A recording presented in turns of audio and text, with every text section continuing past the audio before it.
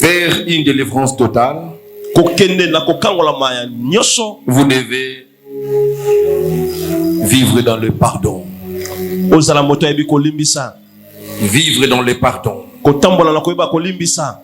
Bien-aimé, et chaque fois j'ai toujours le cœur qui fait mal quand je vous parle de pardon. Un chrétien qui ne pardonne pas, c'est un chrétien qui se bloque. Vous devez éviter de vous bloquer. Suivez bien ma logique. Lequel faute ouvre les portes aux démons pour venir détruire nos vies. Dans lequel souci nous venons à l'église devant Dieu pour chercher la délivrance. Et cette délivrance de Dieu est conditionnée au pardon du péché. Mais quand toi tu veux demander pardon à Dieu, si sur toi il y a quelqu'un que tu n'as jamais pardonné, qui t'a fait du mal, que tu n'as jamais pardonné, quand tu dis à Dieu pardonne-moi, Dieu ne te pardonnera jamais. C'est la parole de Dieu que je viens de lire. Il ne te pardonnera jamais.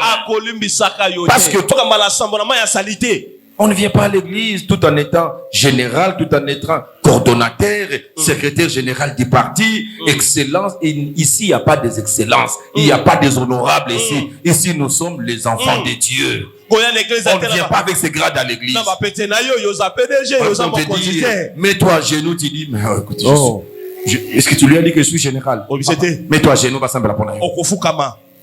Non, tu n'acceptes pas ce que tu es réellement. Le manque d'honnêteté, bien aimé, garde le ténèbre dans notre vie. L'honnêteté nous pousse à dire la vérité. Des choses que tu connais. Tu ne peux pas venir dire, oh non, non, on dit que je suis sorcier. Ne nous dis pas qu'on dit que je suis sorcier. Tu dois dire, parce que j'ai dit, la sorcellerie active, consciente, tu te connais que tu es sorcier.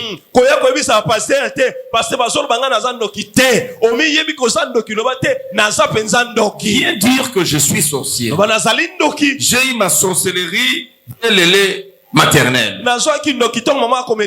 J'ai eu la sorcellerie quand j'avais tel âge. Il y a telle personne qui m'avait donné ceci. Et après, j'étais initié et depuis cette année jusqu'à aujourd'hui. Celui qui veut être délivré, il doit être honnête.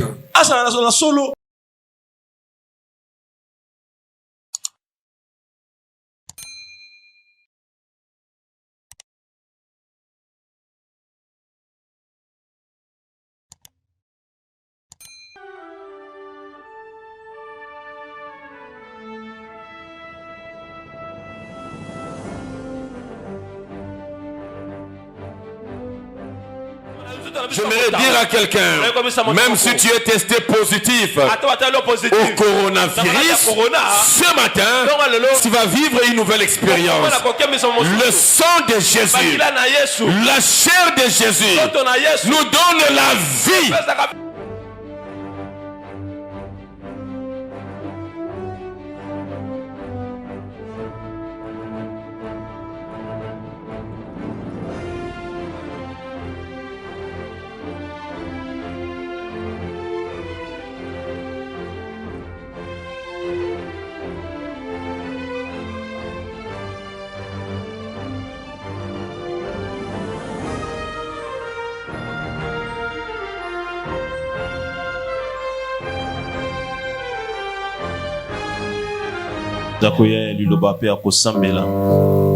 Le service d'huile d'onction. Nous allons demander à ces dieux de nous assister. Que son esprit qui a été avec nous pendant 5 semaines, que cet esprit vienne encore aujourd'hui et que toute la gloire lui revienne. Nous élevons nos voix. Nous prions le Seigneur. Bondela.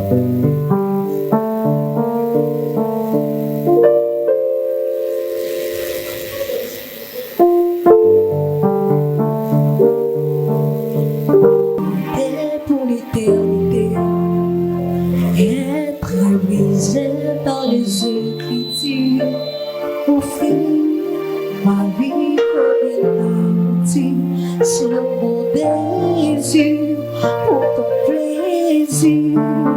C'est pourquoi je viens, car je sais comment attirer ton regard près de moi, Adonai. Je sais comment trouver du temps pour toi, mais mon meilleur bagaille, car je n'ai de côté tous mes mots pour offrir moi-même un sacrifice. Bénis ce moment, bénis ces instants, Pambola bangongoyo, bénis ta parole, pambola ilubana yo, bénis nos cœurs, pambola mitema na biso, et bénis les instants de prière avec service pambola tango ya kobondela na mosala tokosala, qui sera fait sous ta puissance. oyo kosala mana sengo ya na yo. Nous prions que le Saint-Esprit contrôle ces moments, Tosengi bolo mosantu akamba bangongoyo, les dirige du début à la fin, akamba ngone bandeli kino suka, que tous nous soyons inféodés par sa puissance, par son autorité. biso nyonso tokonzama na nguya pe kokontina ye. Je m'abandonne à toi, Dieu Tout-Puissant. Na mitiki na yo nzamba nguya, Toi qui as marché avec moi pendant 5 semaines, otambola na ngai poso mitano, tu m'as donné la victoire jusqu'à hier sur toutes les attaques de l'ennemi. opesenge elonga kino lobi na bituma nyonso monguna, C'est par ta grâce que je suis debout na ngolo na onde na telemi, et je m'appuie sur ton autorité.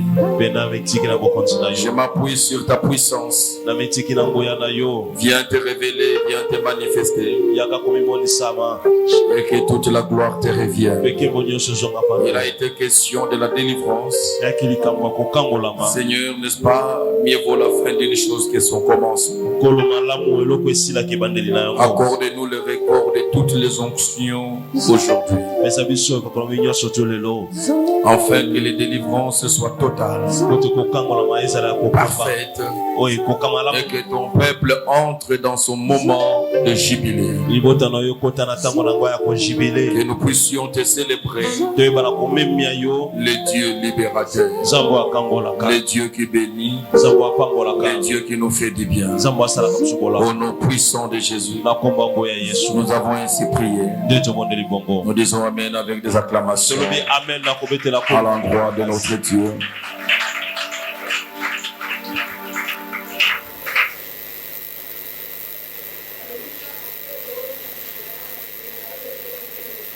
Que Dieu soit béni.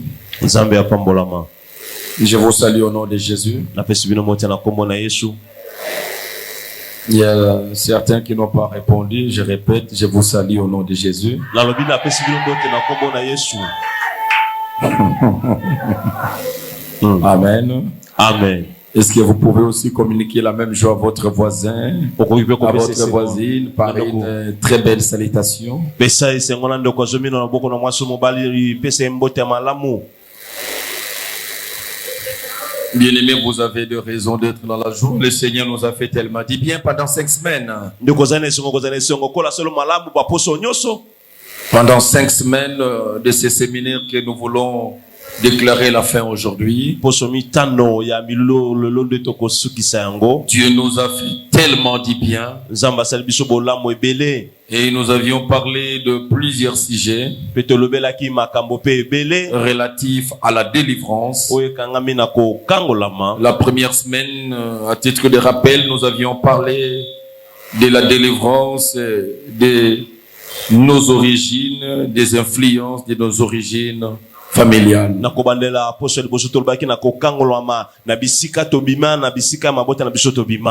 Et nous avions dit que tout le monde était le fruit de son père. Et pour cela, les influences de la maison de son père ne pouvait que le pourchasser. Et le Seigneur nous a fait du bien avec la délivrance. La deuxième semaine, nous avions parlé des hôtels qu'il fallait détruire. Et nous avions détruit ces hôtels et nous étions libérés de ces hôtels. Nous avions parlé de la malédiction la troisième semaine. Et nous étions libérés de puissance de malédiction. Et pendant 2 semaines, les 2 dernières semaines, nous avions parlé de la délivrance des œuvres de la sorcellerie. Nous avions essayé d'entrer en profondeur, parler de la sorcellerie, de ses formes et de ses sortes, et nous nous sommes tous pratiquement retrouvés ayant de traits à la sorcellerie.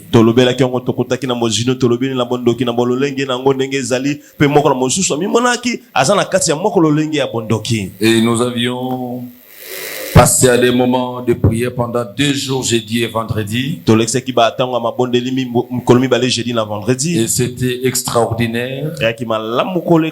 Et beaucoup, Dieu les a libérés. Certains ont vomi tout ce qu'ils ont eu à manger, à boire. Nous avions vu dans le songe, tu ne fais que manger, tu ne fais que manger. C'était une forme de la sorcellerie. Et beaucoup ont même vécu des diarrhées qui ne s'arrêtaient pas. C'était des signes de la délivrance. Je l'ai dit, quand nous prions pour la délivrance de la sorcellerie, il y a parfois 2 signes qui arrivent fréquemment.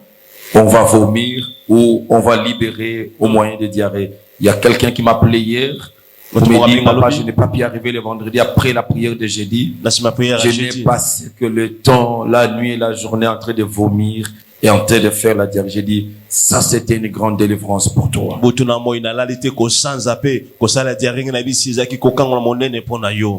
Et le vendredi, nous avions sectionné les démons de la sorcellerie et c'était fantastique. Et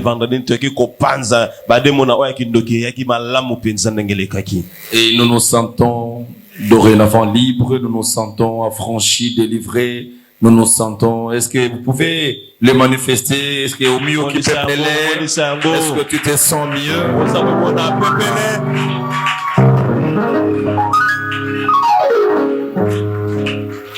C'est une très bonne chose. Et je me suis réveillé après la nuit de vendredi. Pour me réveiller le samedi, c'était très difficile pour moi. Je me suis réveillé sous de fortes attaques. Et j'ai passé toute la journée de samedi sous ces attaques-là. C'était pénible. Il y a même ceux qui sont venus me chercher à la maison. Les a dit, le pasteur, il est endormi parce qu'il avait très mal. Je n'ai pas pu recevoir et certains m'ont appelé pendant la journée, c'était difficile. Et jusqu'à ce que je vais voir dans le songe pendant que j'avais beaucoup de douleurs. Et il y a un avion qui va faire un crash. Et j'ai vu des pilotes tomber. Et Dieu m'a dit, voilà, l'avion de la sorcellerie vient de s'écraser. Et les sorciers viennent de tomber. C'est alors que tu es réveillé. Et j'ai pris maintenant de la domination sur ces attaques-là. Et aujourd'hui, je suis debout. Nous allons finir notre séminaire. Alléluia. Est-ce que tu peux célébrer Dieu avec des acclamations?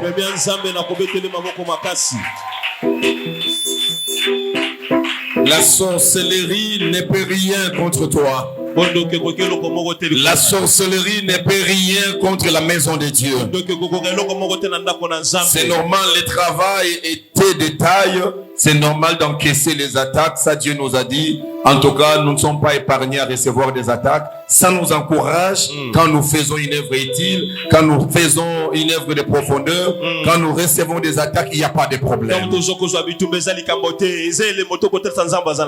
C'est pour montrer, ça s'appelle les représailles. Le diable, les sorciers qui étaient massacrés, qui étaient détruits, ils ont vu leurs œuvres écrasées. En tout cas, il fallait s'attendre à un représailles pour chercher qui est à la base de tout ça. C'est normal. Nous célébrons Dieu parce qu'il est avec nous.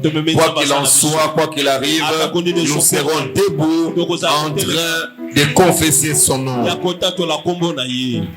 Que Dieu bénisse. Je profite de ce moment pour célébrer et dire merci à tous les serviteurs qui étaient connectés à ce travail, qui ont pris la charge de ce travail, et aussi particulièrement l'équipe d'intercession qui était vraiment au four et au moulin grâce à toutes vos prières.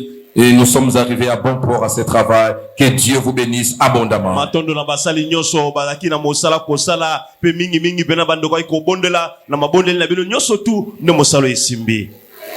Et aujourd'hui, nous voulons clôturer avec faste notre séminaire. Qu'est-ce que nous allons dire aujourd'hui à la fin de notre séminaire?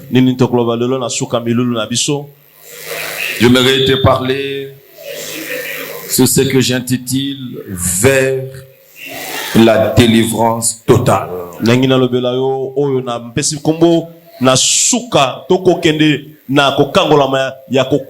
C'est ça, kokende vers la délivrance totale.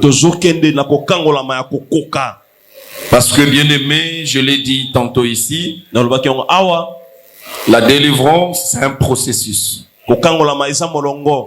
La délivrance est progressive. Ça vient au fur et à mesure.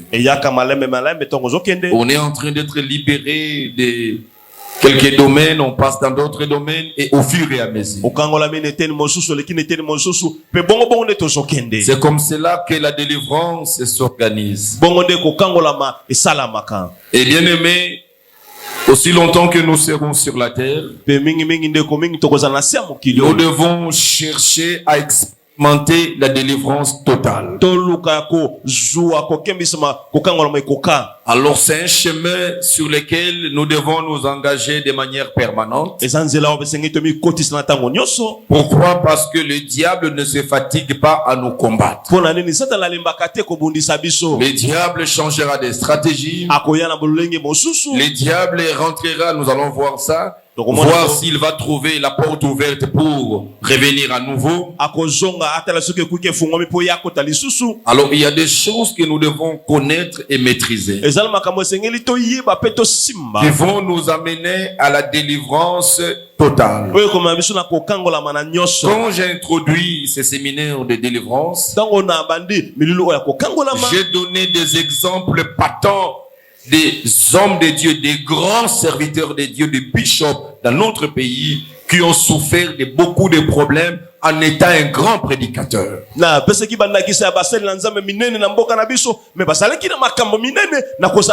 gens que nous respectons.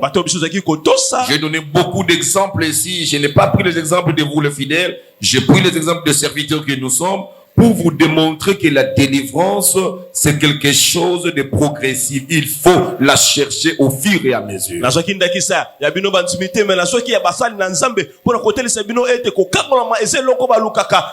On peut avoir Christ, on peut avoir l'onction, on peut avoir les dons. Mais bien aimé, il faut de façon permanente se vérifier, se contrôler sur des choses, des nouvelles choses qui apparaissent, des nouveaux combats qui se manifestent et voir s'il y a quelque chose avec lequel il faut en finir. Je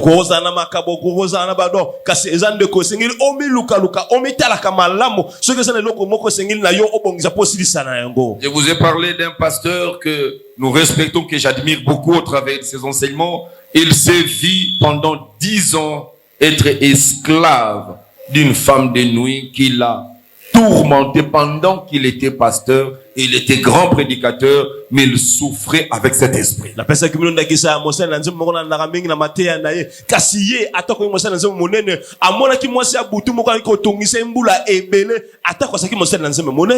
C'est ainsi que vous verrez que vous allez voir avec les éléments que je vais donner, beaucoup ne se donnent pas la délivrance, ne se laissent pas vivre une délivrance totale parce qu'ils ont mis sur eux plusieurs casquettes qui constituent un blocage pour se laisser à la délivrance.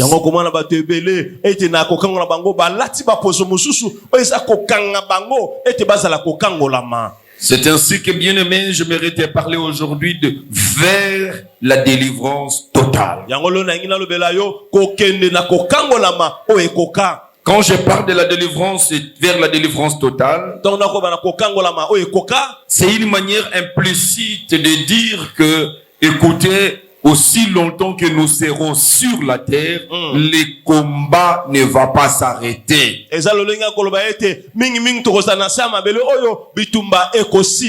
diable, il sera toujours là.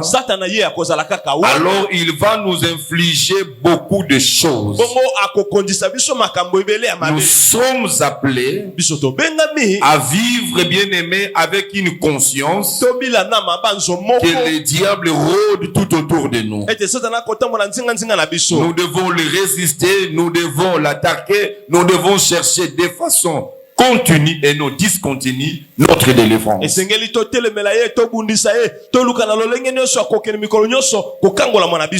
Sinon, bien aimé, c'est ce qui arrive pour certaines personnes qui ont bien commencé avec Dieu. Paul est en train de dire comment vous aviez bien commencé et vous allez finir de cette manière. Je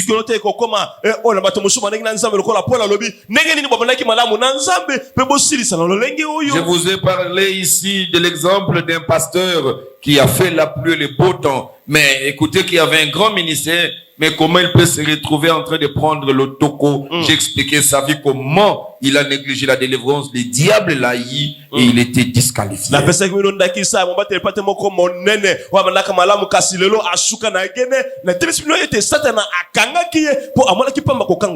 C'est par là que j'ai toujours dit que le diable c'est un mal nécessaire. Pourquoi Dieu a laissé le diable en vie?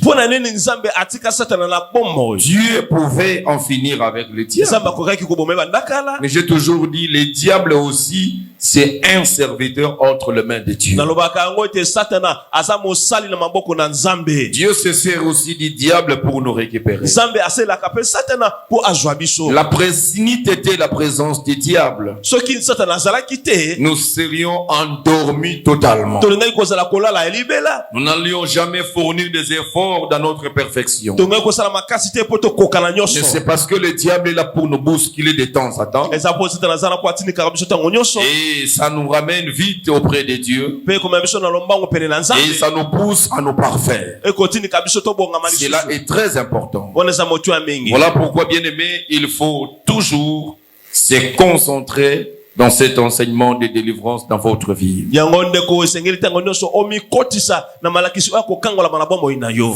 une délivrance totale, je vais te communiquer quelques secrets aujourd'hui que vous devez garder en vous, que vous devez chercher à les vivre dans votre quotidien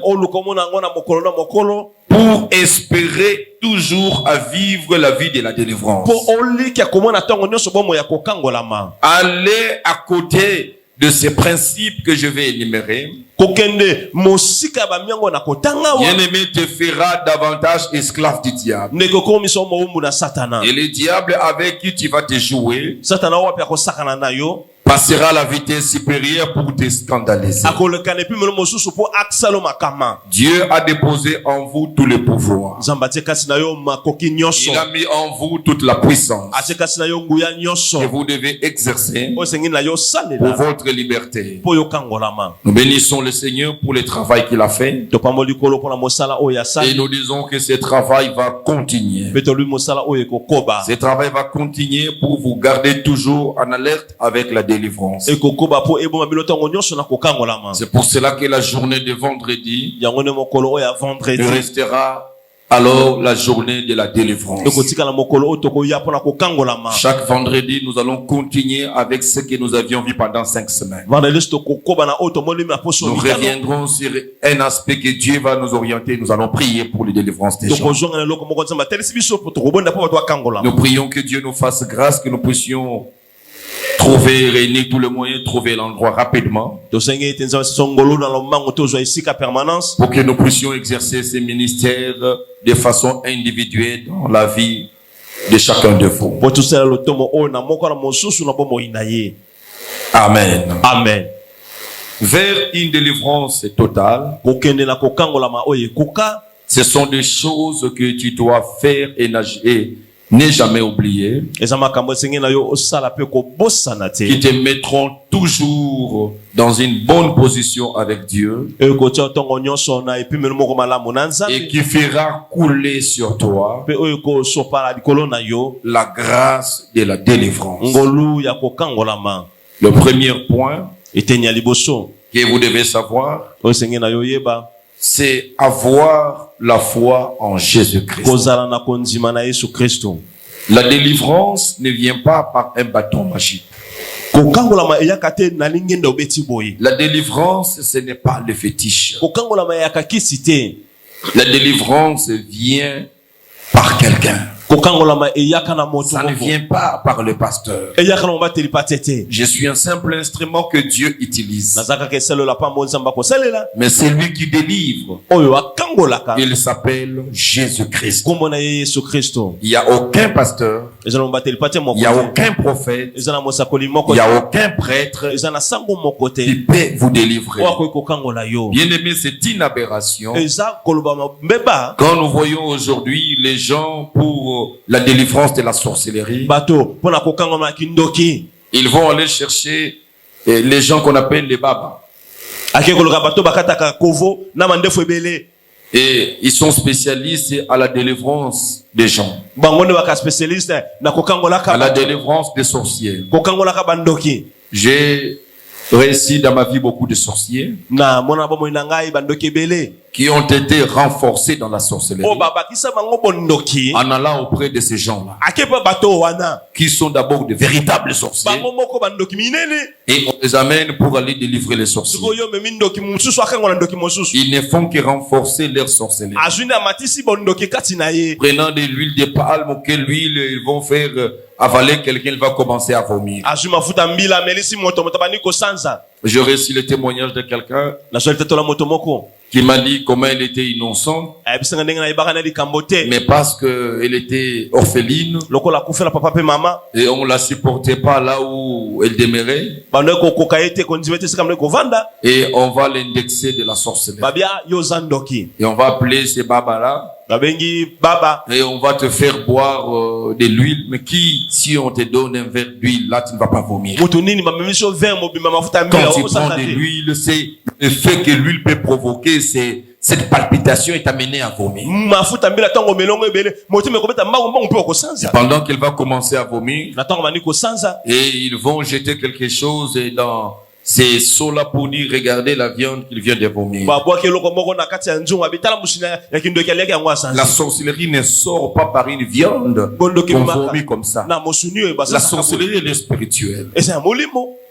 Tu peux vomir, tu peux dégager plusieurs choses, mais ça ne sera pas quelque chose d'identifiable. Non, c'était la viande qu'il avait mangée, qu'il a vomi. C'est faux. Non, ce ne sont pas eux qui délivrent. Il y a de ceux qui sont allés chercher les prêtres. J'étais en train de sourire aujourd'hui, je suivais un article dans les réseaux sociaux où on est en train de pratiquement faire des menaces douces à tous les prêtres qui ont eu des enfants, qui ont fait des jeux clandestins. On les appelle c'est le SEMCO qui demande à tous ces prêtres de se manifester et d'abandonner les touches. Mais j'ai dit, mais là, quand on parle des prêtres, on les parle de manière très calme. Ça ne fait pas de bruit. Mais si ça concernait les églises de réveil, si c'était des pasteurs, là, on est en train de dire à des mots simples, les pasteurs qui marchent, les prêtres qui marchent dans l'adultère, ils ont fait le vœu de chasteté, mais ils ont des mariages clandestins, des enfants par-ci par-là. Là, on les crie, on les dit calmement, l'église catholique ne fait pas de bruit. Mais si c'était nous les chrétiens, oh, c'est même les mêmes chrétiens, nous serions en train de publier. Regardez ce qu'on a fait, regardez ce qu'on a fait. C'est pour te dire qu'aucun prêtre ne peut te délivrer. Et quand nous voyons des gens qui ont la sorcellerie, je l'ai vu dans ma propre famille, et ils vont aller chercher des prêtres pour la délivrance. Ils viennent et nous disent non, les prêtres ont fait des cérémonies, ils sont délivrés. Non. Ce sont des gens qui peuvent calmer les esprits. Et ils renforcent les gens dans la je ne sais pas si c'est pas, nous sommes limités par la puissance de Dieu, ou nous sommes limités à exercer la force que nous avons dans la parole de Dieu. J'ai vu le prophète pour la délivrance des gens. Il va les envoyer aller acheter les bougies rouges. Il y a le sel, je sais pas comment on appelle ça, de couleur rouge. Il y a des sels qu'on vend dans des paroisses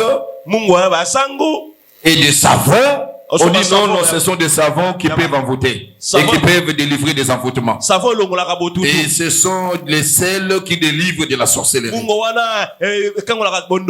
J'ai dit, mais ce sont des sels magiques. De l'huile magique.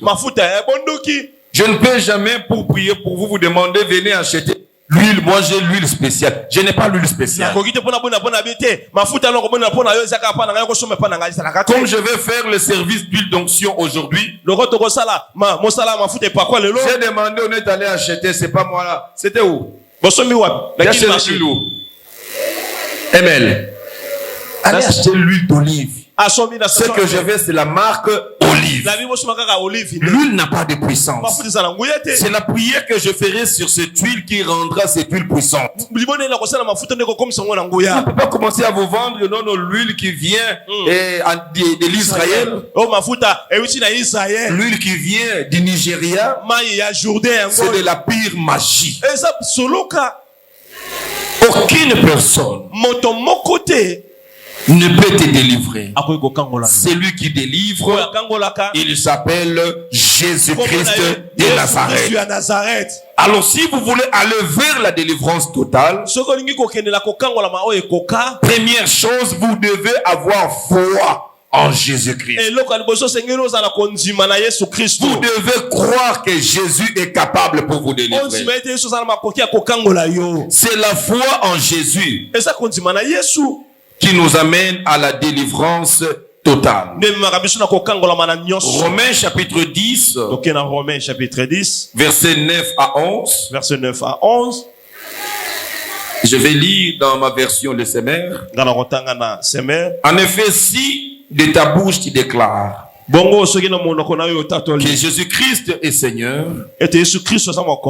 et si dans ton cœur tu crois que Dieu l'a ressuscité de mort, tu seras sauvé, tu seras délivré. Car celui qui croit dans son cœur, Dieu le déclare juste. Celui qui affirme de sa bouche, Dieu le sauve. En effet, l'Écriture dit, c'est lui qui met en lui sa confiance ne connaîtra jamais les déshonneurs. La foi en Jésus-Christ. Bien-aimé, vous devez cesser à croire à la puissance de la sorcellerie. Vous devez cesser à croire aux fétiches de vos familles. Vous devez cesser à croire aux envoûtements qui viendraient je ne sais d'où. Mais vous êtes appelés à croire en Jésus-Christ qui est au-dessus de tout. Quel que soit tout ce qui entoure ta vie, vous devez prendre soin de savoir déclarer. Bien-aimé, la foi, la Bible dit, c'est de l'abondance du cœur que la bouche parle. Je l'ai toujours dit quand je parle sur la foi, que la foi loge dans deux endroits. La foi loge dans notre cœur et la foi loge dans notre bouche, sur notre langue. Quand la foi remplit ton cœur, la Bible dit, c'est de l'abondance du cœur que la bouche parle. Un homme qui croit, vous verrez que son langage va changer.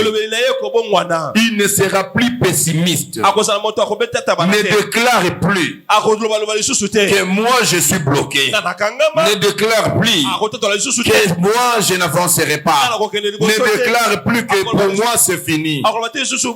La foi en Jésus, le Jésus que tu crois, tu dois changer ta façon de déclarer. Après ces 5 semaines de délivrance et la continuité qui va venir, commence maintenant à confesser de ta bouche. Sur n'importe quelle situation, confesse la victoire de Jésus. Confesse la guérison de Jésus sur la maladie. Confesse la délivrance de Jésus sur les liens de la famille. Avoir confiance en Jésus. C'est le premier point. Le deuxième point que vous devez maîtriser, pour aller vers la délivrance totale,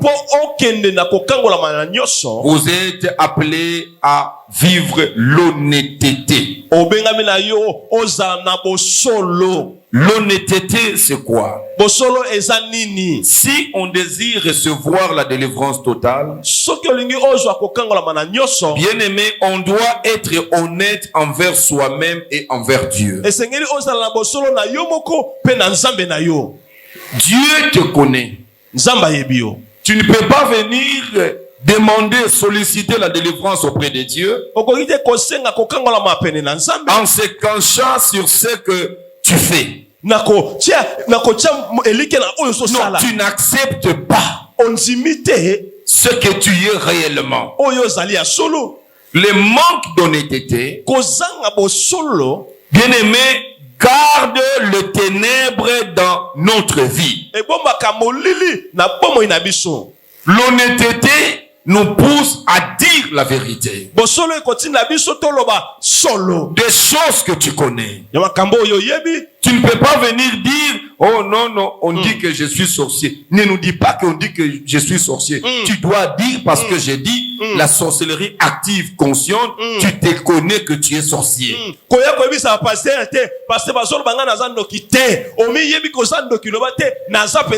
Viens dire que je suis sorcier.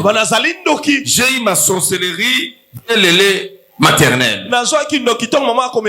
J'ai eu la sorcellerie quand j'avais tel âge. Il y a telle personne qui m'avait donné ceci. Et après, j'étais initié et depuis cette année jusqu'à aujourd'hui.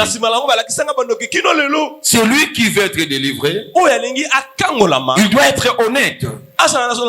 Je l'ai remarqué le jeudi quand je faisais appel ici. Et vous aviez brillé de malhonnêteté. Parce que j'ai demandé ceux qui sont sorciers, mettez-vous debout. Beaucoup ont hésité. Et moi, le passé, je connais que tu es sorcier.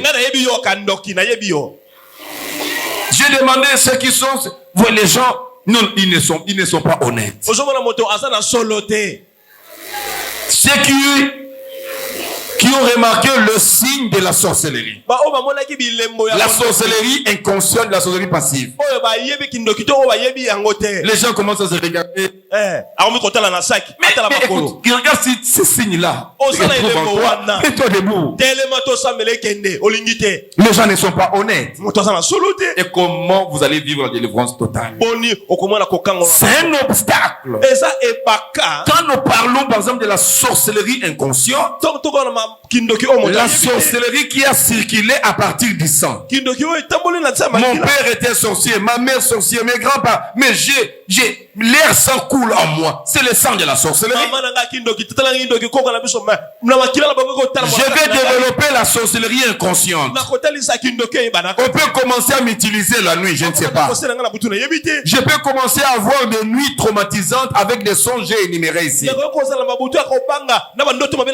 Tu sors de la lignée de chef coutumier. Je l'ai dit ici, il y a ce sang qui coule en nous.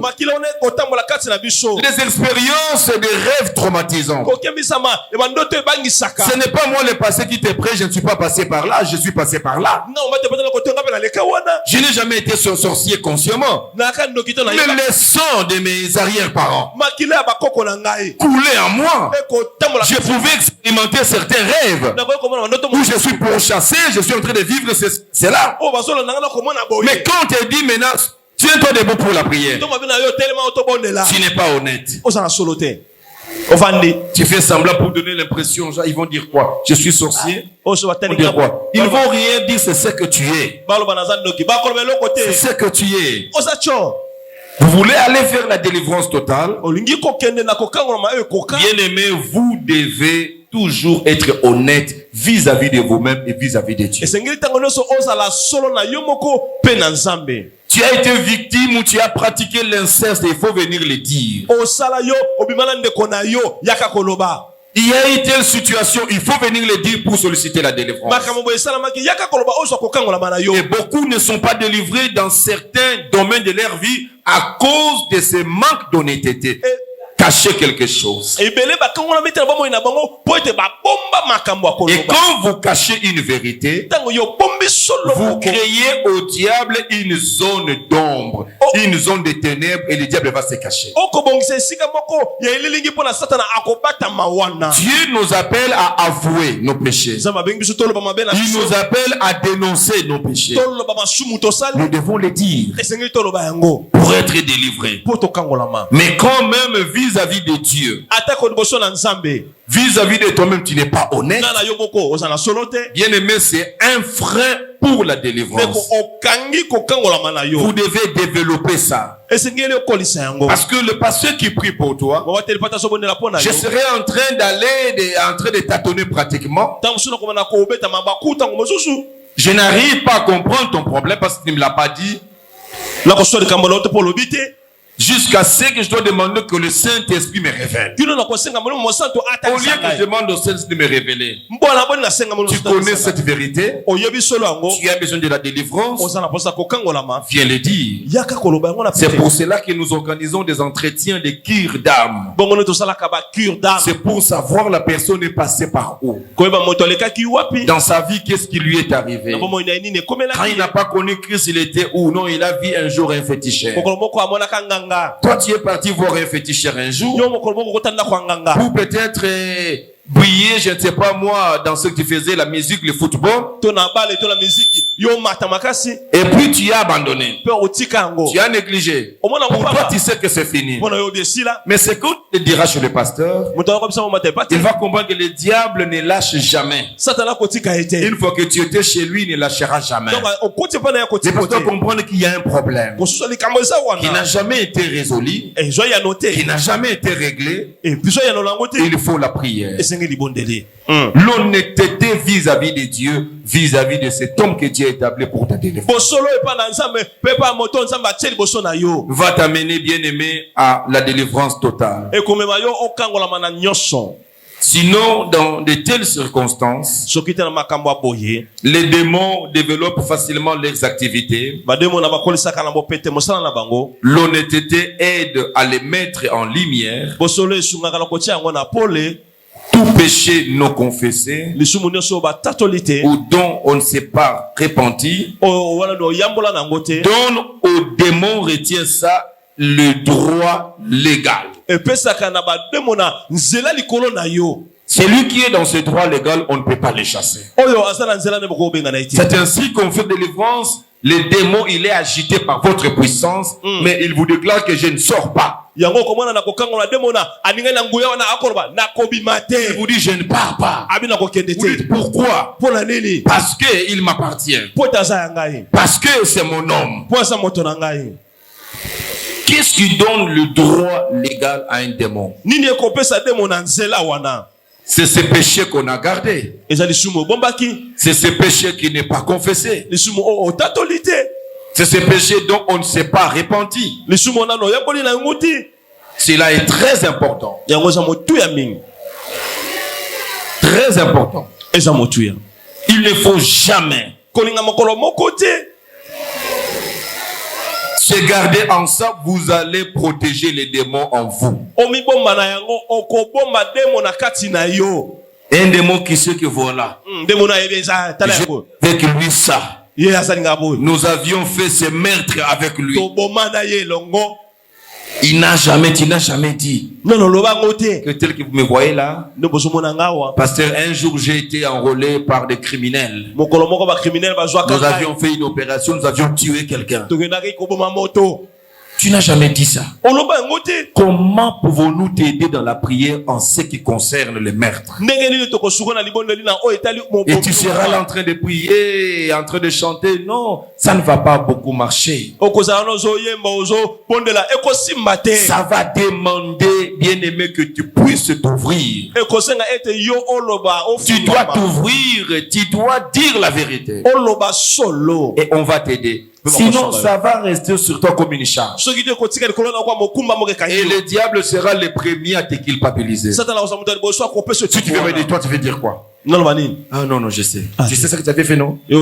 Non. Et pourtant, le Seigneur est là pour te pardonner. Il y a une prière qu'on doit faire sur toi et qui va tout effacer. Tu ne sais pas le dire. Le manque d'honnêteté nous garde et garde les démons dans une zone de confort en nous.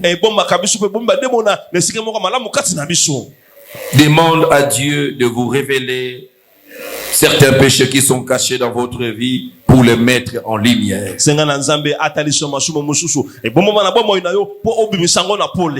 Psaume chapitre 32, tu vas lire à la maison, versets 3 à 5. Psaume 32, verset 3 à 5. Tu écris aussi Psaume 139. Comment? Psaume 139. Versets 23 et 24. Versets 23 et 24. Vous allez lire à la maison, je cours avec la montre. Troisième point. Comment le qui va vous amener vers la délivrance totale, c'est l'humilité. L'humilité. Bien aimé, l'humilité implique une reconnaissance totale de sa dépendance à l'égard de Dieu.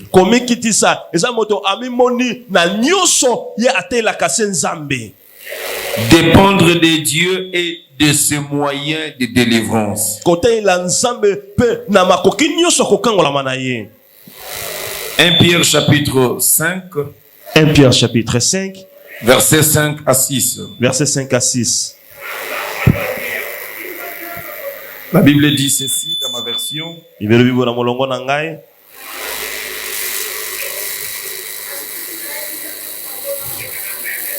Vous de même, jeunes gens, soumettez-vous aux responsables de l'Église. Et vous tous, dans vos relations mutuelles, et revêtez-vous d'humilité. Car l'Écriture déclare, Dieu s'oppose aux orgueilleux, et il fait grâce aux humbles. Tenez-vous donc humblement sous la main puissante de Dieu, pour qu'il vous élève au moment qu'il a fixé. En cherchant, bien aimé, à être délivré, vous devez faire un choix clair. entre la délivrance et la dignité. Parce que beaucoup ne sont pas délivrés, ils ont des problèmes pour vivre la délivrance totale. Parce qu'ils tiennent à leur dignité. Vous êtes serviteur tout autour du pasteur. Il ne faut pas que cette position de dignité vous bloque dans l'humilité de venir le voir que pasteur, écoutez, jusqu'à aujourd'hui je souffre de la masturbation.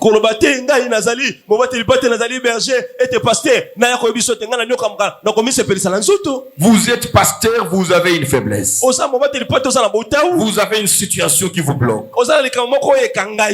Et bien aimé, si vous vous accrochez à la dignité, vous ne serez jamais délivré. C'est ainsi que ça deviendra un scandale le jour où ça sortira en public. Et on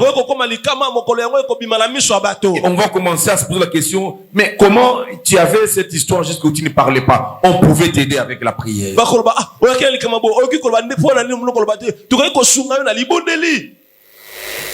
Tu as un problème comme un évangéliste que j'ai connu. Tu as un problème en étant évangéliste, mais tu fais pipi au lit.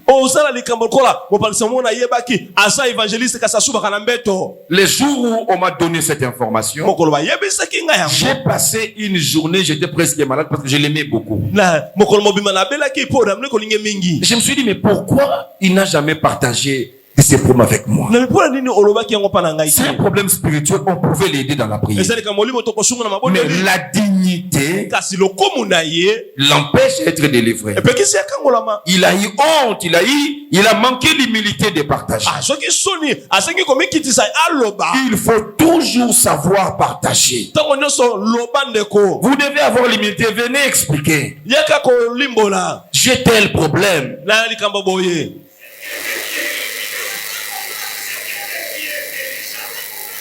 Je connais une sœur qui avait ni honte ni humilité. Et qui n'avait ni honte, il avait beaucoup d'humilité.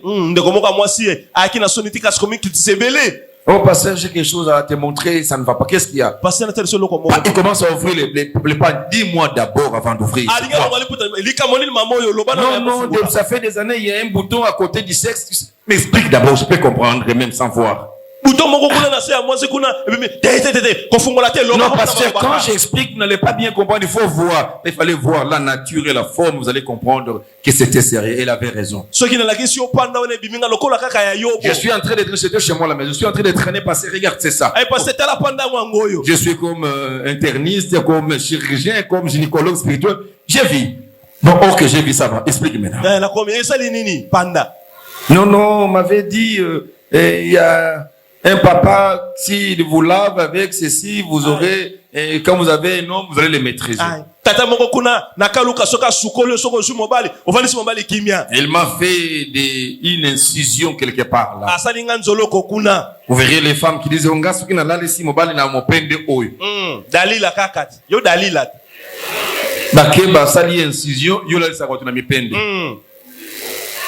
et depuis ce jour-là, il y a eu, c'est pas bibon, bouton, mal fort.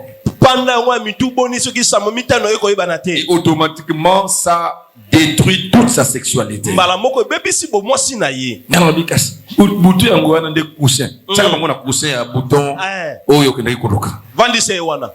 Mais comment je peux entrer de prier sur quelqu'un et penser si Dieu ne me révèle pas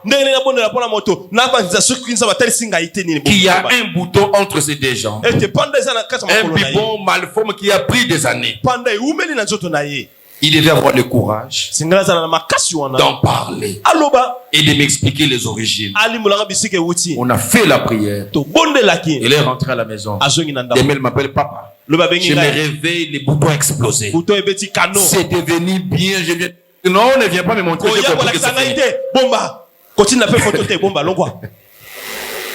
Pourquoi? Parce que elle a joué par l'humilité.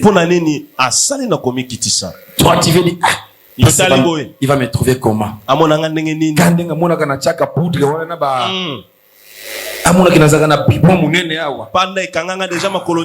Le passé va me trouver compliqué. Hein? Je ne suis pas là pour vous trouver compliqué. Quand on y va, le passé, c'est comme un médecin. Quand on part voir le médecin, on se laisse entre les mains du médecin. Il fait ce qu'il sait faire pour te guérir. Nous devons avoir de l'humilité. Sans humilité, bien aimé, ça c'est difficile d'aller vers la délivrance totale. Il faut de l'humilité. Et l'obstacle l'humilité, c'est la dignité. C'est ainsi que vous verrez Dieu, par l'entremise de son prophète Élisée, pour guérir Naaman qui était orgueilleux, il a demandé à Naaman d'aller se jeter dans les eaux qui étaient plus sales que les eaux de sa ville. 7 fois, soit tu es guéri, soit tu gardes ta dignité de général.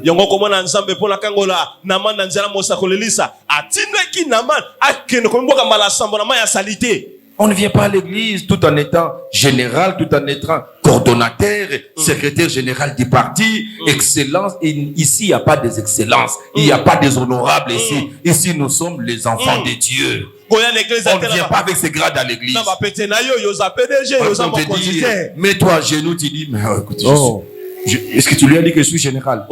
Mets-toi à genoux, va sembler la bonne. Vous en avez militaire, parce que passer répliquer dans ça général, non. Général n'est pas passer répliquer ça, moi, dans Nzambe, point, hein. Très. Mais il me fait à genoux devant les gens, vous l'aviez dit que je suis le vice-ministre de l'enseignement supérieur et universitaire. Et sur la dignité. Et bien aimé, quand on veut garder sa dignité, nous ne serons jamais délivrés. Il faut reconnaître son état d'âme, s'humilier devant Dieu et ses serviteurs. Cela sous-entend une ouverture totale envers l'homme de Dieu. Ayant et exerçant le ministère de la délivrance. Tu n'es pas appelé à véhiculer ta vie auprès de tous les ambulants serviteurs qui se promènent d'une maison à une autre. Mais il faut ces serviteurs-là que Dieu a établi, ayant et exerçant le ministère de la délivrance. Viens, ouvre-toi. Explique-lui. L'orgueil et la honte peuvent être des obstacles majeurs à la délivrance. L'orgueil et la honte sont des obstacles majeurs. Ce sont ces deux éléments, l'orgueil et la honte, qui constituent la dignité de quelqu'un. Jacques chapitre 5, verset 16. Verset 16. Jacques chapitre 5, verset 16. Et 2 Chroniques 20, verset 20. 2 Chroniques 20, verset 20. Vous allez lire à la maison. Quatrième chose. Vous devez vous repentir de vos péchés et vivre dans la sainteté. Vous devez vous repentir de vos péchés et vivre dans la sainteté. Si vous voulez expérimenter la totale délivrance, vous allez lire à la maison Ésaïe chapitre 1er verset 18. Verset 18. Là, Dieu s'engage selon sa parole à pardonner tous les péchés confessés. Dans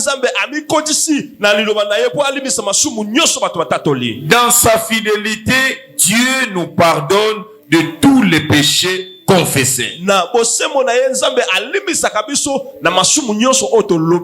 C'est très important. Et bien aimé, vous devez savoir que il n'y a pas une porte aussi grande plus que le péché qui provoque tous les problèmes pour lesquels nous sollicitons la délivrance.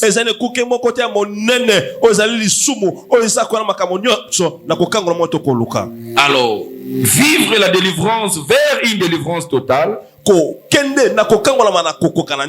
devez vous repentir de vos péchés et choisir la voie de la sainteté. Je ne vous appelle pas seulement à confesser vos péchés, mais je vous appelle à la repentance. La repentance a des dimensions. On confesse ses péchés et on s'en détourne. On les abandonne. Il ne faut pas continuellement vivre dans le péché. Le péché donne la légalité aux démons, aux mauvais esprits dans votre vie. Vous devez reconnaître vos péchés devant Dieu afin d'obtenir son pardon. 1 Jean chapitre 1er verset 9. 1 Jean chapitre 1er verset 9. Vous confessez vos péchés et vous allez vous détourner complètement de ces péchés.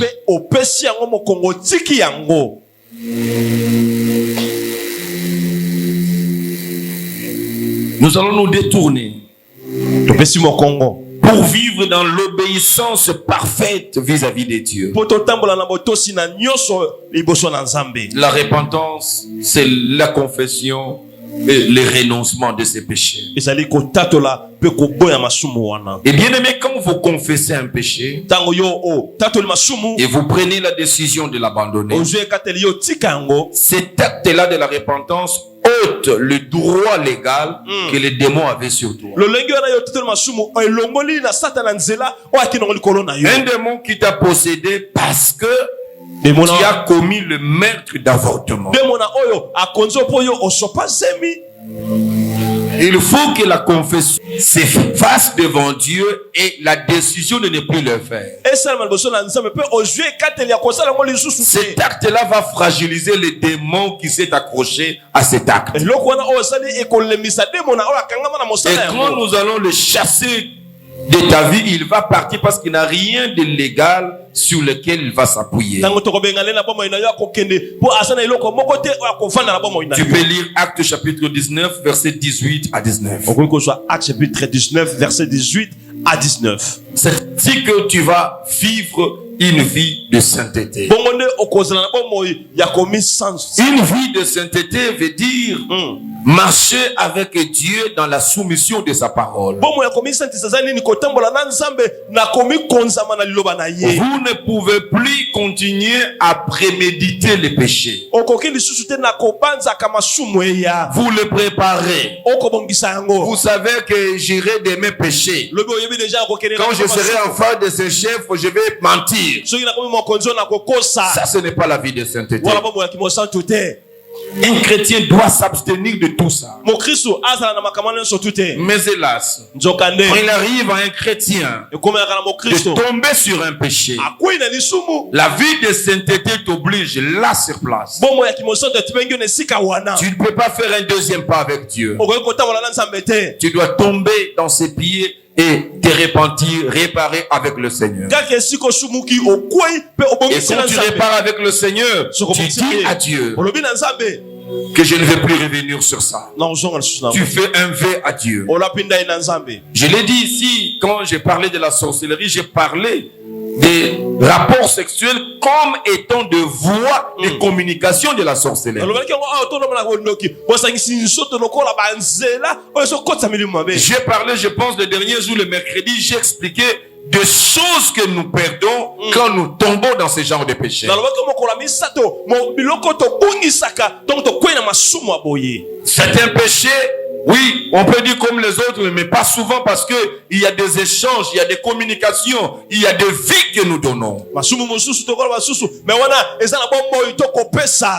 Les gens nous volent notre héritage. Il y a des gens qui souffrent aujourd'hui. Pour Dieu, toi, tu devais être gouverneur de la ville. Mais tu as donné ton héritage aux hommes ou des femmes avec qui tu as passé des rapports sexuels. Ils nous ont retiré des choses. Et pour ne plus perdre, qu'est-ce qu'il faut faire? Il faut vivre dans la sainteté. Quand tu te gardes là, Osa Yuma, tu ne perds pas. Amen. Osa Yuma, et ça les locaux. Et ça là qu'a toujours les locaux. Amen. Et tu prends une décision à la légère de ta vie. Et bien aimé, c'est ton avenir que tu as donné au travers des plaisirs sexuels. Je ne sais plus revenir sur ça. J'ai démontré comment on a pris des chances, on a pris des étoiles, on a pris l'héritage, la bénédiction de quelqu'un. Heureusement pour toi, le vendredi, nous avions prié. Nous avions récupéré le 7 fois de ce que le voleur a volé. Et comme tu as récupéré 7 fois ce que tu as perdu, sois jaloux de les garder. Il ne faut plus les perdre. Il ne faut plus les perdre. Vivre dans la sainteté. 5e point. Vers une délivrance totale, vous devez vivre dans le pardon. Vivre dans le pardon. Bien-aimé, et chaque fois, j'ai toujours le cœur qui fait mal quand je vous parle de pardon.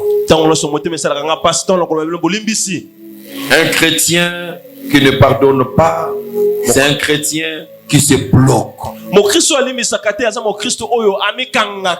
Vous devez éviter de vous bloquer. Qui te donne plaisir de montrer à celui que toi aussi tu es une femme, tu es un homme, tu as un cœur, tu dis que je ne le parle pas. C'est que tu ne sais pas, tu te rends plus mal que le mal tu as pensé lui faire. Le manque de pardon demeure un obstacle majeur, je dis bien majeur. Je suis en train de vous encourager chaque jour. Nous devons nous pardonner mutuellement. Bien-aimés, nous sommes appelés à vivre cette vie sur la terre. Les problèmes, il y en a eu. Il y en a. Il y en aura. Mais nous devons vivre toujours avec l'essence de pardon. Il ne faut pas dire que non, c'est lui qui m'a fait ça, j'attends qu'il vienne me demander pardon. Qui est allé demander pardon à Jésus pour ce que nous avions fait pour Jésus? Mais il était le premier à la croix. Innocent, on est en train de le clouer. Il dit, Père, pardonne-le, car ils ne savent ce qu'ils font. Il est prêt à pardonner. Bien-aimé, c'est lui qui a un cœur qui ne pardonne pas. Je l'ai dit, parmi les signes de la sorcellerie, c'est aussi l'un des signes, quelqu'un qui ne pardonne pas. Nous sommes les chrétiens. Nous sommes appelés à nous pardonner. Autant de fois qu'il y a des problèmes, il faut se pardonner. On a tenté de demander à Jésus, mais dit, mais c'est trop avec des hommes. Dis-nous un peu combien de fois. Les calculs qu'il a donnés aux apôtres, personne ne pouvait donner les chiffres directement. Donc, c'est pour dire que de façon illimitée. Et même le Seigneur, dans un autre passage, il a bloqué. Ton pardon est conditionné à la façon dont tu pardonnes les autres. Je vais lire quand même des versets.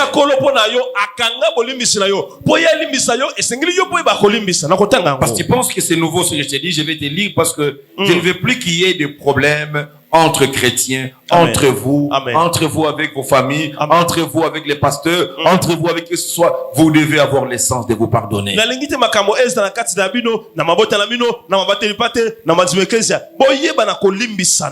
Le premier verset, c'est Matthieu chapitre 6, 14 à 15. Matthieu chapitre 6, verset 14 à 15. La Bible dit ceci.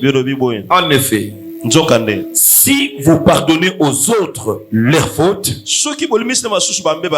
votre Père Céleste vous pardonnera aussi.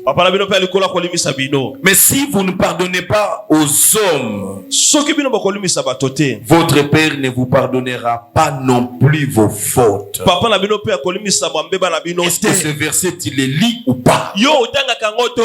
Bien aimé, nous commettons des fautes vis-à-vis de Dieu tous les jours.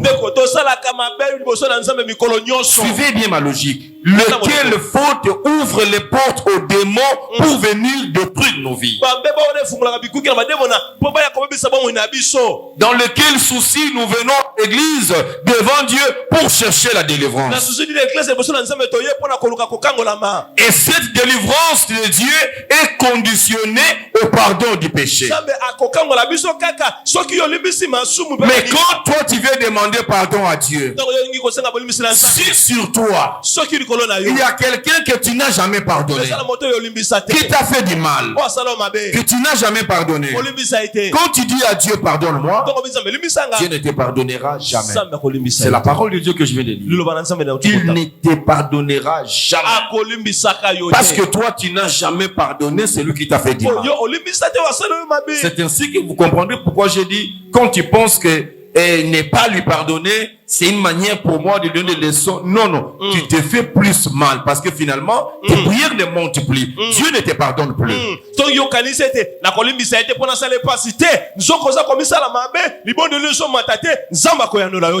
Nous devons savoir nous pardonner. Cela est très important. Tu peux lire à la maison Matthieu 18, 21 à 35 à la maison. Matthieu 18, 21 à 35. La Bible parle du pardon. J'ai lu pour toi le dernier verset, Matthieu 5, 23 à 24. Matthieu 5, 23 à 24. Nous ne pouvons pas avoir une église avec des frères et sœurs qui ne se pardonnent pas quand il y a des problèmes. La Bible dit ceci. Matthieu 5, 23 à 24. Matthieu 5, 23 24. Si donc au moment de présenter ton offrande devant l'autel, l'offrande devant Dieu, ça peut être la prière, ça peut être le service, ça peut être tout ce que tu fais pour la gloire de Dieu. Tu te souviens que ton frère a quelque chose contre toi. Laisse-la. Ton offrande devant l'autel. Va d'abord te réconcilier, mon frère. Puis tu reviendras présenter ton offrande. Tu veux prier dans ta chambre. Tu veux aller, c'est pas moi, aider les nécessités, visiter les orphelins. Tu veux venir chanter, danser, servir Dieu dans un département. Tu veux venir prier ici à l'église. Si tu te souviens. La Bible est claire. Ton frère, quelqu'un a quelque chose contre toi. Parce que nous avons tendance à nous justifier que non, moi j'ai pas de problème avec lui. Non, même Dieu connaît que je n'ai pas de problème avec lui. Donc aussi longtemps que tu sais, c'est vrai tu n'as pas de problème avec lui. Mais c'est lui qui t'a fait du mal. C'est lui qui a fait quoi que ce soit. Nous les chrétiens, nous sommes les premiers à aller demander pardon pendant que nous avons raison. On ne demande pas pardon parce qu'on a fauté. Non. Nous demandons pardon en ayant raison. La Bible dit ne prie pas. Ne cherche pas Dieu. Tu ne le trouveras pas. Va d'abord. Va le voir. Et parce que je ne lui ai rien fait. Va le voir. Demande-lui pardon sur ce qui t'a fait du mal. Tu viens, je viens en tout cas aujourd'hui. Parce que depuis un certain temps, le courant ne passe pas. Et c'est vrai que ce que tu as un malaise, il y a quelque chose que tu as détesté. Je ne suis pas venu me justifier. Je reconnais t'avoir offensé. Pendant que tu sais que tu n'as pas fait ça. Et je suis venu te demander pardon. Tu es mon frère, tu es ma soeur. Je te demande pardon pour tout ce que je t'ai connu. Toutes les fautes que je pardonne-moi. Et nous puissions reprendre nos bonnes relations. Et Dieu aussi nous pardonne. Quand tu fais ça, ça c'est un acte d'humilité. Et quand tu le fais, peu importe la position de la personne qui est en face de toi, s'il accepte ton pardon, tant mieux. S'il ne l'accepte pas, devant Dieu, tu n'as plus de problème. Ton ciel est libéré. Mais quand tu ne le fais pas, toi aussi tu es bloqué. Et voilà pourquoi tu peux commencer à prier pour la délivrance de quelque chose. Ça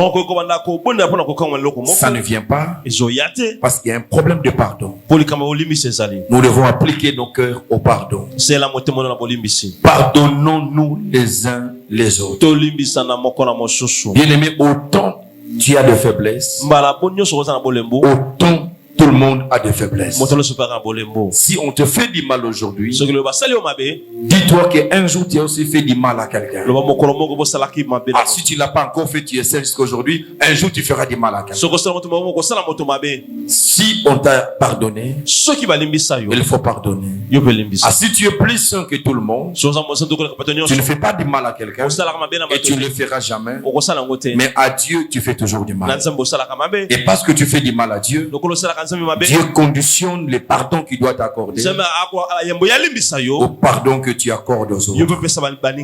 Autant de fois que les gens te feront du mal, autant de fois tu les pardonneras. Parce que toi tu fais à Dieu des problèmes, tu commets des fautes autant de fois. Et ce Dieu est toujours là pour te pardonner. Voilà le 5e point. Le 6e point, nous devons avoir la conscience et le désir de la délivrance totale. Nous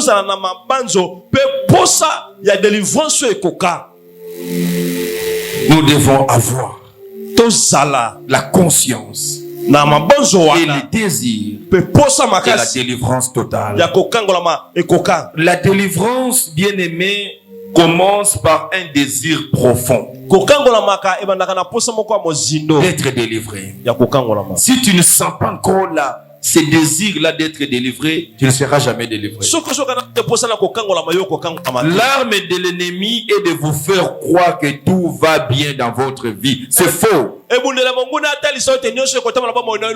L'ennemi va vous amener à faire de vos difficultés, de vos réalités comme étant normales dans votre vie. Je l'ai dit, je pense, c'est pas le vendredi dans la prière, j'ai dit, Dieu vous délivrera de quelque chose qui devient votre ennemi. Parce que nous avons la promesse, il dit, je vous délivrerai de vos ennemis. Mais si ta maladie là, tu as aimé tellement cette maladie, tu en as fait ta maladie, tu acceptes cette maladie, tu programmes toujours les traitements, les produits, les médicaments qui ne manquent pas, à tel point que le diable t'a fait oublier que Dieu peut guérir cette maladie. Quand tu pries, tu ne pries jamais pour la guérison de cette maladie. C'est une situation qui devient ton ami. Dieu ne te guérira jamais de cette maladie. Dieu ne te délivrera jamais de ça. Mais il faut que ton problème continue à t'angoisser. Provoque en toi un désir de chercher la guérison, de chercher la délivrance. C'est ces désirs-là, c'est cette prise de conscience-là qui va provoquer la délivrance. Aussi longtemps une situation ne te met pas encore mal à l'aise, ne te pousse pas à gêner. Tu viens te dire que pour ces problèmes, je ne mange pas aujourd'hui. C'est un signe, ça c'est une preuve du désir qui monte en toi. De la conscience que tu prends. Bien aimé, il ne faut jamais vous tromper. Détrompez-vous de penser que tout le malheur qui nous arrive, c'est la volonté de Dieu. Non du tout. Non du tout. Il faut jamais prier parce que quelqu'un est mort. Il y a des gens qui meurent chaque jour, pas selon la volonté de Dieu. On dit la volonté permissible. Non, les sorciers ont décidé de les tuer, ils l'ont tué. Il pouvait s'échapper à cette mort. Il ne faut pas accepter.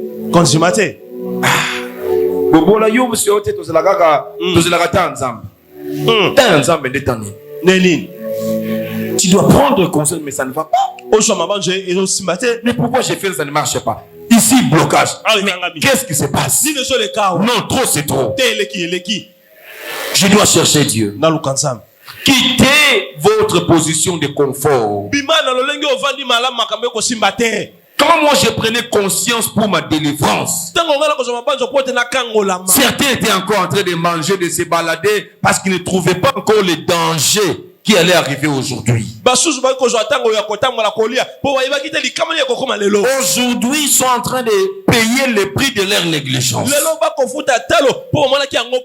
À ce moment-là, moi, j'ai quitté ma famille. Moi, je vivais dans la solitude à l'église. J'ai cherché Dieu. Je savais que dans ma famille, il y a des réclamations. Il y a des origines avec des influences négatives. Il y a des hôtels sataniques. Je dois chercher ma délivrance par n'importe quel prix. Quel jeûne je n'ai pas fait dans ma vie? J'ai fait toutes sortes de jeûnes. De 1 jour à 40 jours, j'ai fait des jeûnes et des prières. Ça, c'est la conscience. C'est le désir de sortir de certaines situations, de réussir l'avenir. Tu vas apprécier aujourd'hui. Tu vas apprécier quelqu'un aujourd'hui. Les efforts, le sacrifice qu'il fait, tu ne sais pas. C'est possible d'avoir un avenir meilleur si tu prends la conscience aujourd'hui. Tellement Satan a occupé totalement. Avec des signes de fatigue matinale.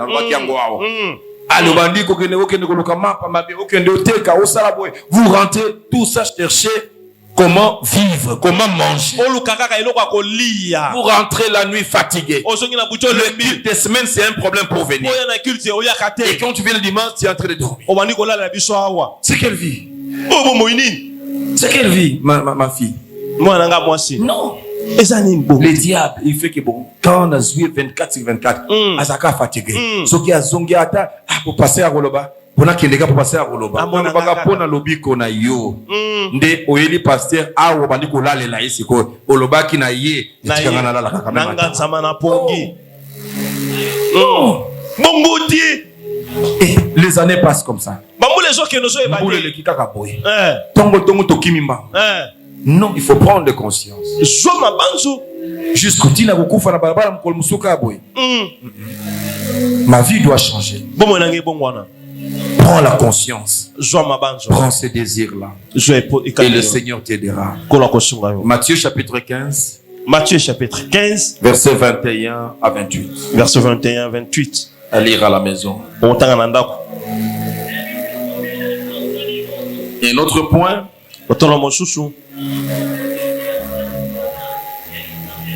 C'est résister au diable. Jacques chapitre 4 verset 7. Jacques chapitre 4 verset 7. La Bible nous parle dans Jacques 4 7. Soumettez-vous à l'Éternel votre Dieu. Et résistez au diable. Bien aimé, attention. On ne peut pas résister au diable si nous n'avons pas de la soumission vis-à-vis de Dieu. C'est ainsi que un jour les enfants de Seva, ils ont vu ce que faisait l'homme de Dieu. Et aussi ils sont venus résister. Ils ont vu les gens, ils ont commencé à chasser les démons. Les démons se sont arrêtés. Vous les demandez qui êtes-vous? Jésus-Christ dont le nom vous citez, nous le connaissons. Paul, nous le connaissons. Et vous?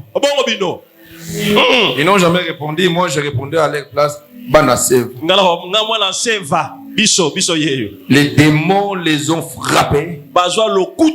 Ils sont rentrés ni les habits arrachés. Avant de résister, tu dois d'abord te soumettre. La soumission à Dieu. Soumettez-vous à Dieu. C'est alors que résister au diable. Cela est très important. Parce que quand vous vous soumettez à Dieu, le diable, il perd son droit légal sur vous. Se soumettre à Dieu, c'est quoi? C'est l'obéissance totale à sa parole. Bien aimé, il faut prendre une décision de se soumettre fermement à la parole de Dieu. Tu dois se soumettre à la volonté de Dieu.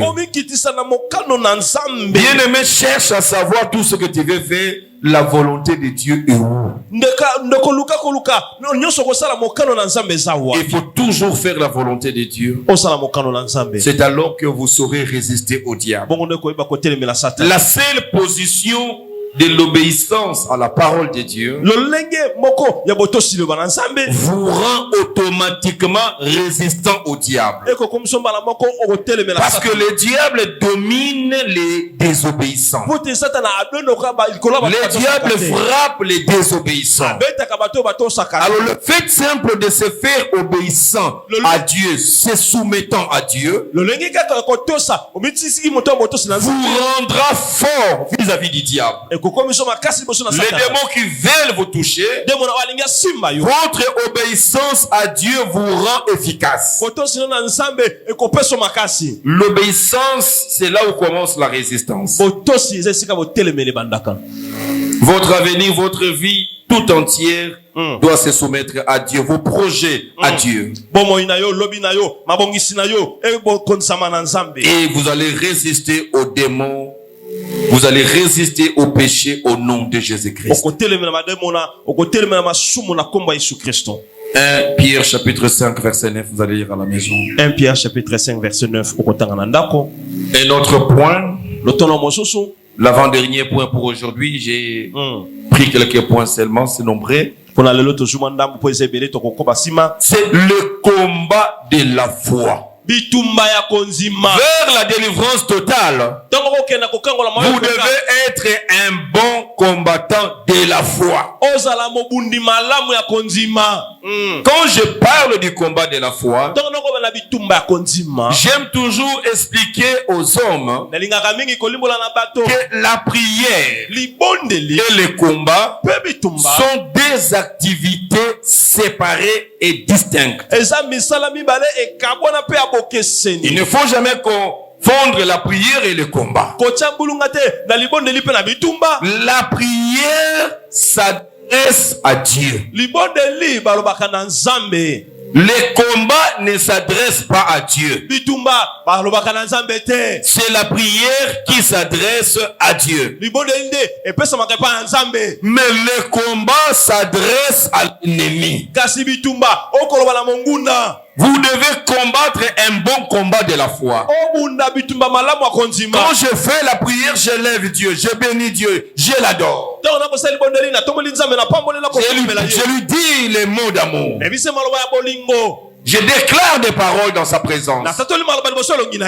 Et après, je regarde l'ennemi qui est en train d'avancer vers ma vie. Je regarde l'ennemi qui commence à amener la maladie dans ma maison. Je le regarde en face. À ce moment-là, ça devient, ce n'est plus la prière, mais le combat. Je vais donner les ordres à ces esprits de quitter. On ne chasse pas Dieu, on chasse les démons. C'est ça le combat. C'est ça le combat spirituel. Cela veut dire la situation qui vous arrive, vous regardez. Est-ce que réellement, moi je peux vivre ça? Quand tu dis non, ce n'est pas ça. Ah, c'est que ce n'est pas pour moi. Je n'accepterai jamais ça. Je commence le combat. Le combat, c'est quoi? Je commence dans le combat en train de résister au diable au moyen de la parole. Je commence à expliquer au diable qui fait semblant. Il connaît la parole. Et quand la maladie vient m'envahir, je dis au diable, la parole de Dieu me dit, vous me servirez et j'éloignerai la maladie du milieu de vous. Comme je suis serviteur de Dieu, je sers Dieu à l'intercession. Je le sers au protocole. Je le sers à la chorale. Je dois chanter demain. Alors cette maladie ne vient pas de Dieu. Alors le diable qui me provoque. Alors maintenant, je donne l'ordre à la maladie de me libérer au nom de Jésus-Christ. Amen. Et la maladie va partir. C'est ça le combat. Vous ne devez pas accepter des situations. Vous devez ordonner aux esprits de vous libérer. Et les esprits vont partir. Ephésiens chapitre 6. Ephésiens chapitre 6. 10 à 12. 10 à 12. Ephésiens 6, 10 à 12. Ephésiens 6, 10 à 12. 2 Corinthiens chapitre 10. 2 Corinthiens chapitre 10. Versets 3 à 5. Versets 3 à 5.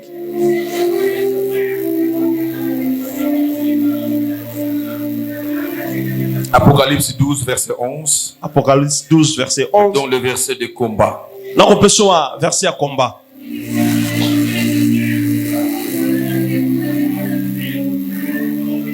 Et pour finir ce point, j'aimerais te dire ceci. Parce que beaucoup pensent que certains les dérangent par cette manière de prier. Et ils pensent qu'ils peuvent utiliser de n'importe quelle manière. Quand vous lisez dans la Bible, en face des démons, vous verrez, on dit toujours Jésus a prié avec insistance.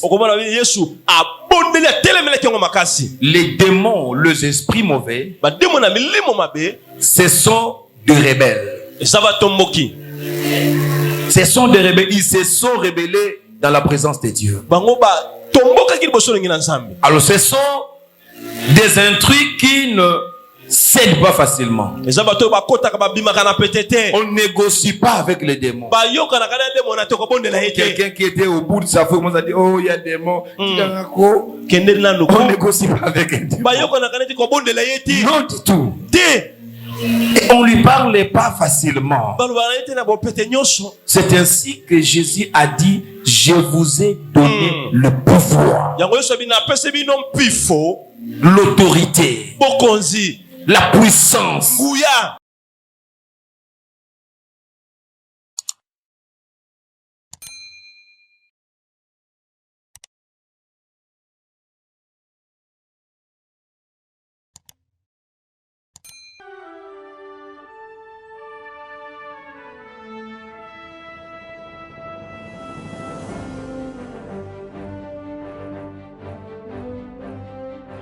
J'aimerais dire à quelqu'un, même si tu es testé positif au coronavirus, ce matin, tu vas vivre une nouvelle expérience. Le sang de Jésus, la chair de Jésus nous donne la vie.